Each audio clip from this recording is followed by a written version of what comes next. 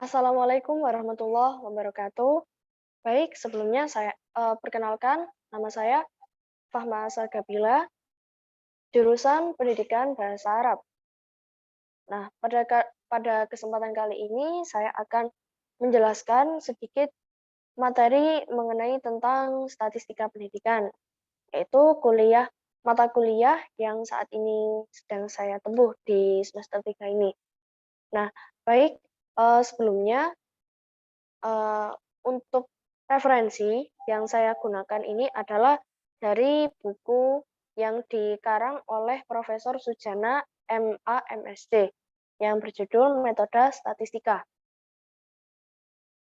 Baik, mungkin langsung saja. Yang pertama, tentang peranan statistika. Disadari atau tidak, statistika telah banyak digunakan dalam kehidupan sehari-hari. Pemerintah menggunakan statistika untuk menilai hasil pembangunan masa lalu dan juga untuk membuat rencana masa yang akan datang. Pimpinan mengambil manfaat dari kegunaan statistika untuk melakukan tindakan-tindakan yang perlu dalam menjalankan tugasnya, di antaranya perlukah mengangkat pegawai baru? Sudah waktunyakah untuk membeli mesin baru?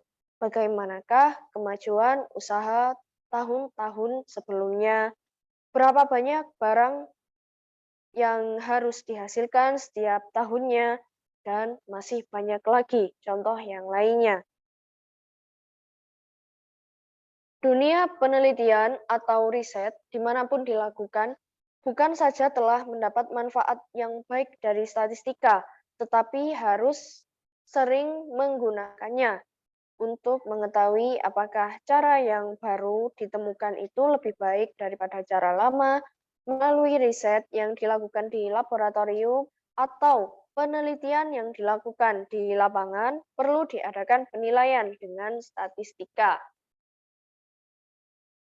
Nah, yang selanjutnya,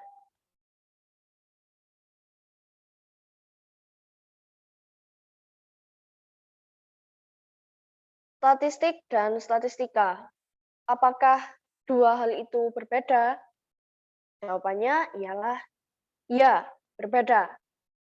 Nah, untuk yang pertama akan saya jelaskan mengenai statistik. Kata statistik telah dipakai untuk menyatakan kumpulan data bilangan maupun non-bilangan yang disusun dalam tabel dan atau diagram yang melukiskan atau menggambarkan suatu persoalan. Statistik yang menjelaskan sesuatu hal biasanya diberi nama statistik mengenai hal yang bersangkutan. Nah, contohnya ialah statistik pendidikan, ada lagi statistik kelahiran, statistik kesehatan, statistik pertanian, dan masih banyak lagi contoh yang lainnya. Kata statistik juga masih mengandung pengertian lain, yakni dipakai untuk menyatakan ukuran sebagai wakil dari kumpulan data mengenai suatu hal. Nah, untuk statistika itu sendiri, apakah statistika itu? Statistika adalah pengetahuan yang berhubungan dengan cara-cara pengumpulan data, pengolahan atau penganalisisannya, dan penarikan kesimpulan berdasarkan kumpulan data dan penganalisisan yang dilakukan. Nah, untuk yang selanjutnya, ini ada data statistik. Keterangan atau ilustrasi mengenai sesuatu hal bisa berbentuk kategori. Misalnya, ada rusak, baik, senang, puas, berhasil, dan lain sebagainya. Atau juga bisa berbentuk bilangan. Kesemuanya ini dinamakan data atau lengkapnya adalah data statistik. Data yang berbentuk bilangan disebut data kuantitatif. Harganya berubah-ubah atau bersifat variabel. Dari nilainya dikenal ada dua golongan data kuantitatif. Nah, yang pertama itu ada data dengan variabel discrete atau singkatnya data discrete. Dan yang kedua ada data dengan variabel kontinu atau singkatnya adalah data kontinu. Jadi data kuantitatif ini ada dua, yaitu data discrete dan juga data kontinu. Untuk contohnya adalah Kabupaten B sudah membangun 85 gedung sekolah. Nah, contoh tersebut merupakan contoh dari data discrete. Ada lagi contoh, kecepatan mobil 60 km per jam. Nah, itu merupakan contoh dari data kontinu. Jadi, untuk kecepatan mobil ini kan bisa berubah ya, misalnya, awalnya 60 kilo, nah terus untuk yang selanjutnya 70 kilo, terus bisa jadi, untuk yang selanjutnya beberapa detik kemudian itu kecepatannya 50 kilo. Nah, itulah yang disebut dengan data kontinu. Lalu, yang selanjutnya ini ada data yang berbentuk bilangan, disebut data kuantitatif. Ini tiada lain daripada data yang dikategorikan menurut lukisan kualitas objek yang dipelajari. Golongan ini dikenal pula dengan nama atribut. Ya, jadi selain kuantitatif itu disebut kualitatif. Ya, jadi tadi kuantitatif itu ada data discrete dan data kontinu yang harganya itu berubah-ubah atau bersifat variabel. Sedangkan kualitatif ini berdasarkan atribut ya. Gampangnya itu seperti itu untuk membedakannya. Nah, untuk data kuantitatif ini misalnya sembuh, rusak, gagal, berhasil, dan lain sebagainya. Lalu yang selanjutnya ada pengumpulan data. Untuk statistika induktif, diperlukan statistika deskriptif yang benar, dan untuk hal terakhir ini diperlukan data. Data harus betul-betul jujur, yakni kebenarannya harus dapat dipercaya. Nah, untuk sensus maupun sampling, banyak langkah yang dapat ditempuh dalam usaha mengumpulkan data, antara lain yang pertama, mengadakan penelitian langsung ke lapangan atau di laboratorium terhadap objek penelitian. Lalu yang kedua, mengambil atau menggunakan sebagian atau seluruhnya dari sekumpulan data yang telah dicatat atau dilaporkan. Lalu yang terakhir, mengadakan angket, yakni dengan cara pengumpulan data dengan menggunakan daftar isian atau daftar pertanyaan yang telah disiapkan dan disusun. Nah, jadi untuk angket sendiri ini, ya, pembuatan angket itu ada juga tekniknya dan cara-cara mengajukannya. Biasanya itu yang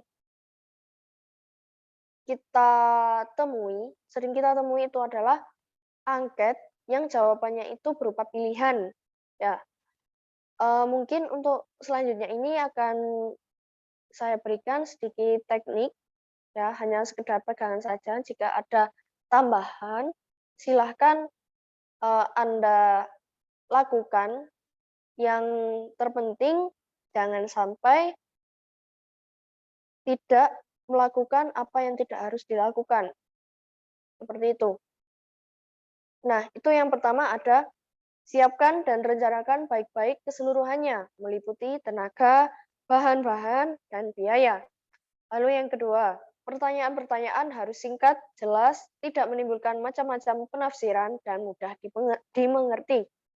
Lalu yang selanjutnya, tujukan pertanyaan-pertanyaan tersebut kepada objek atau masalah yang sedang diteliti. Lalu yang terakhir, ajukan pertanyaan-pertanyaan yang pantas, sopan, dan usahakan tidak akan menyinggung perasaan calon responden. Nah, Seperti yang sudah saya sebutkan tadi, untuk membuat angket ini yang sering kita pakai itu nanti jawabannya berupa pilihan. Jika jawabannya esai, dirasa itu agak sedikit kurang efektif.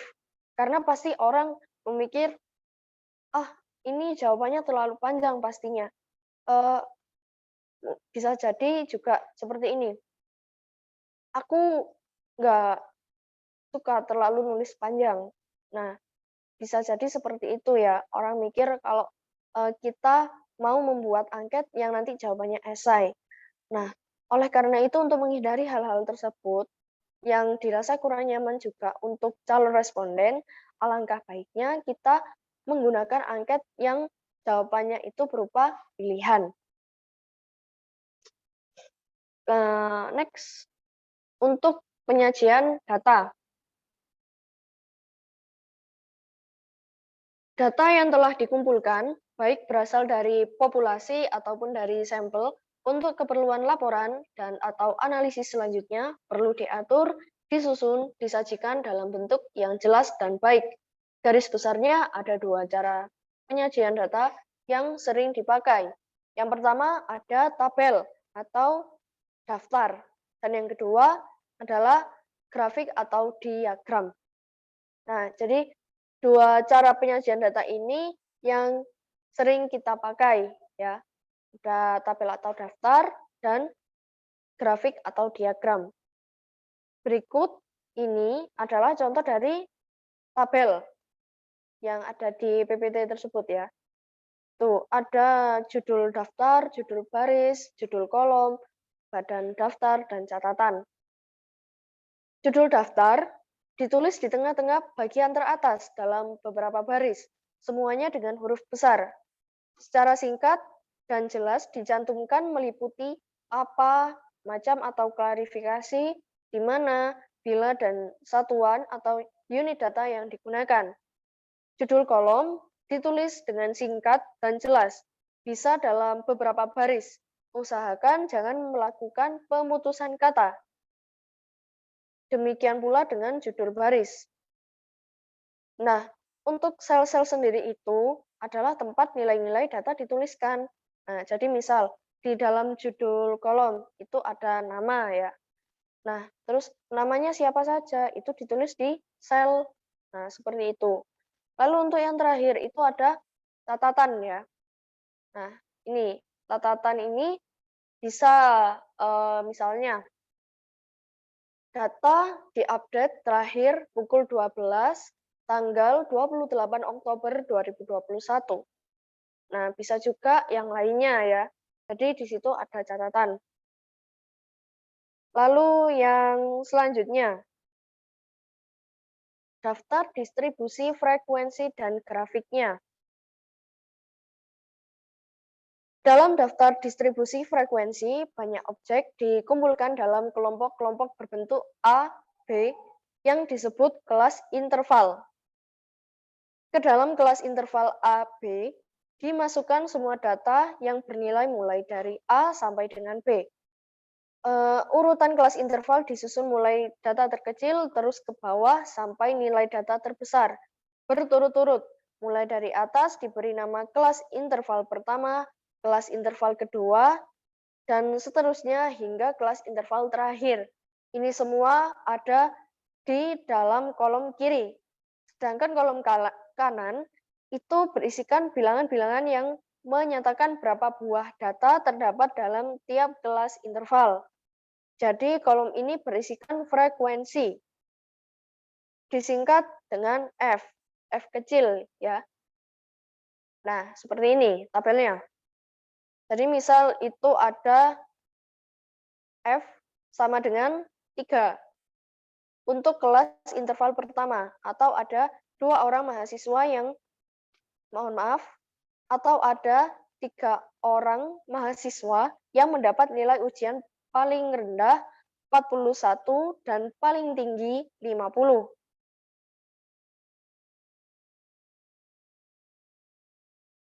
Untuk yang selanjutnya, rata-rata atau rata-rata hitung. Nah, eh,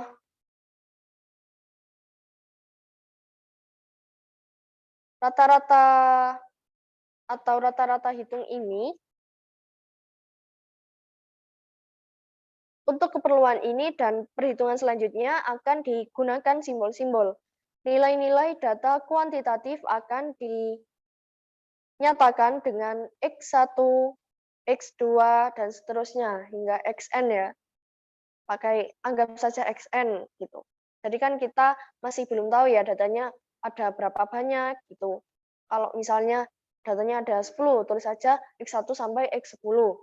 Nah, apabila dengan kumpulan data itu terdapat N buah nilai, simbol N juga akan dipakai untuk menyatakan ukuran sampel.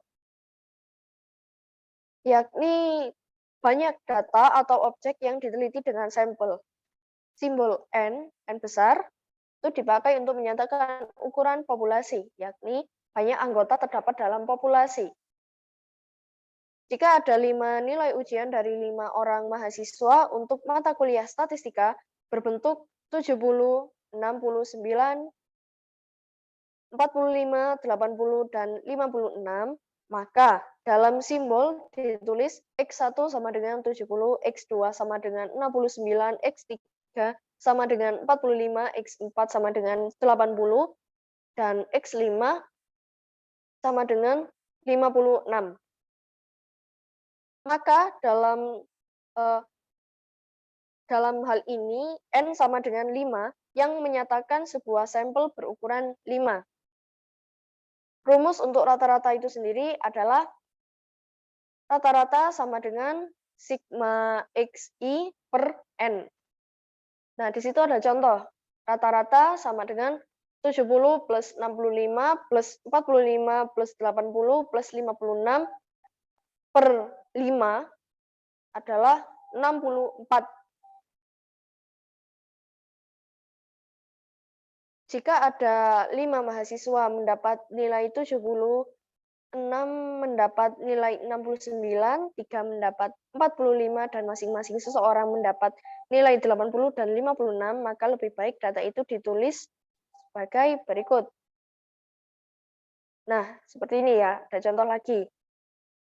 Di situ XI menyatakan nilai ujian, dan FI menyatakan frekuensi untuk nilai XI yang bersangkutan. Misalnya, F1 sama dengan 5, untuk X1 sama dengan 70, F2 sama dengan 6, untuk X2 sama dengan 69, dan seterusnya. Untuk data berbentuk demikian, rumus rata-ratanya adalah sigma FI dikali I per sigma FI. Nah, sigma itu sendiri apa? Sigma itu adalah jumlah. Seperti itu. Baik, kemudian modus. Nah, modus untuk menyatakan fenomena yang paling banyak terjadi atau paling banyak terdapat digunakan ukuran modus, disingkat MO. Ukuran ini juga dalam keadaan tidak disadari, sering dipakai untuk menentukan rata-rata data kualitatif. Jika kita dengar atau baca, kebanyakan kematian di Indonesia disebabkan penyakit, malaria, pada umumnya kecelakaan lalu lintas karena kecerobohan pengemudi, maka ini tiada lain masing-masing merupakan modus penyebab kematian dan kecelakaan lalu lintas. Modus untuk data kuantitatif ditentukan dengan jalan menentukan frekuensi terbanyak di antara data itu. Contohnya, terdapat sampel dengan nilai data. Ya, seperti itu, seperti yang ada di PPT. Frekuensi terbanyak ialah 4. Terjadi untuk data bernilai 34. Maka modusnya adalah 34.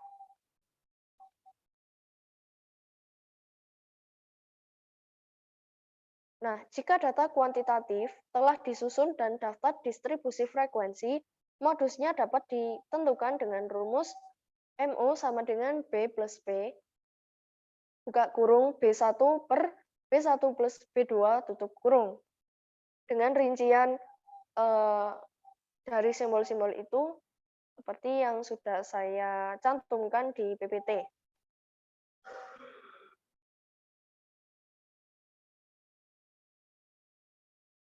Lalu untuk yang selanjutnya, median.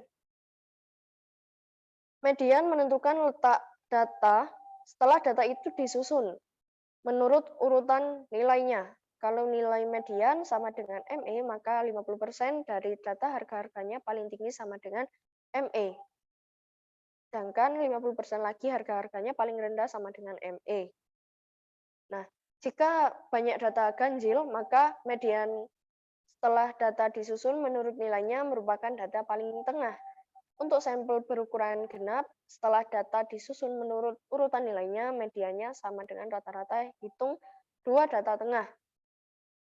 Untuk data yang telah disusun dalam daftar distribusi frekuensi, mediannya dihitung dengan rumus ME sama dengan B plus B, tengah N minus F, F besar, per F kecil. Nah, rumusnya seperti itu. Rincian dari simbol-simbol itu seperti yang sudah saya cantumkan di PPT.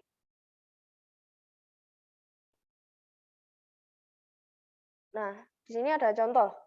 Jika untuk nilai ujian 80 mahasiswa akan dihitung mediannya dengan menggunakan daftar berikut, kita tempuh hal di bawah ini. Tengah dari seluruh data ada 40 buah, jadi median akan terletak di kelas interval kelima.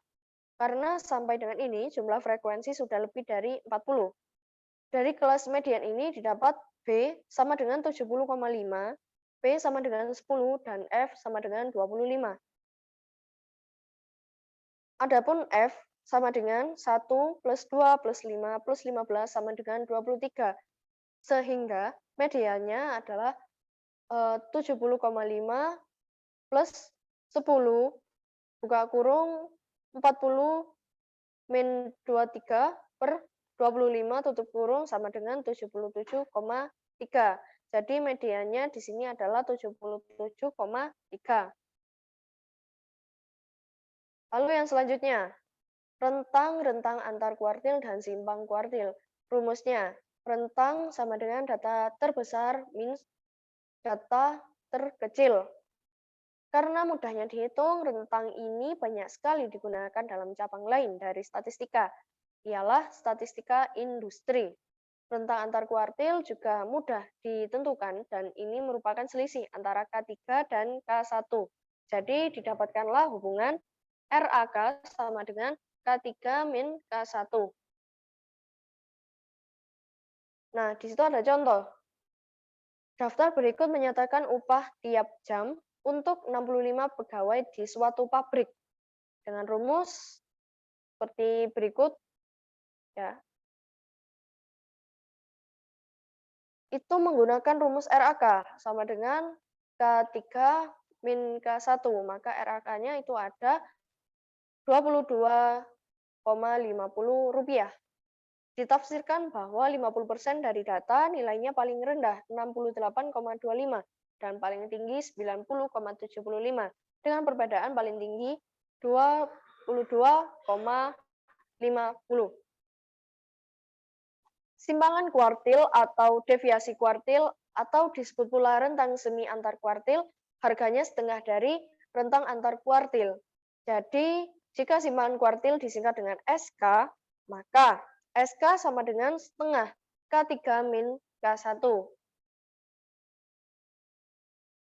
Nah, mungkin sekian mengenai mata kuliah statistik pendidikan yang bisa saya berikan berdasarkan referensi buku yang saya baca. Apabila dari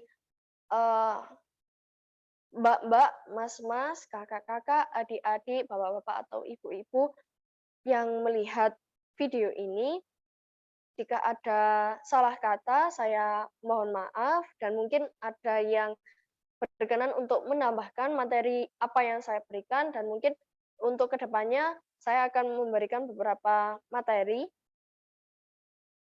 Sangat dipersilahkan.